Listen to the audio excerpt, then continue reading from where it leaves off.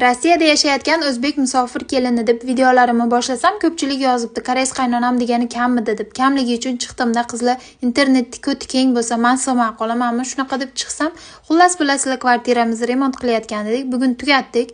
Shu bugun tugaydi, ertaroq shundan qutulaylik deb na ertalab nonushta qildik, na obed qildik. Obeddan o'tib ham ketdi, 3:30-4 bo'ldimi bilmayman. Erim bor biron narsa olib kelgin yegan deydilar.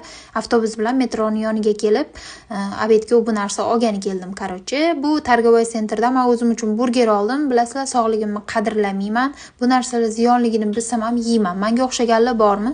Xullas, bu yerdan o'zim uchun burger oldim. Erimga bo'lsa lag'mon oldim. O'zbek ovqatlarini nima deydi, sodiqlar ular doim. Hech qachon bevafolik qilmaydilar. U yoqda video ola olmadim, chunki erkaklar juda ham ko'p ekan. Expressdan chiqib suv oldim. Keyin shu bilan qarasam avtobusimiz kelyapti. Uyga yetib oldim. Uyga borib bo'lsam mazza qilib obed qildik. Ba'da pametim to'lib qolgani uchun video ola olmadim. Keyingi videolarimgacha xayr, salomat bo'ling.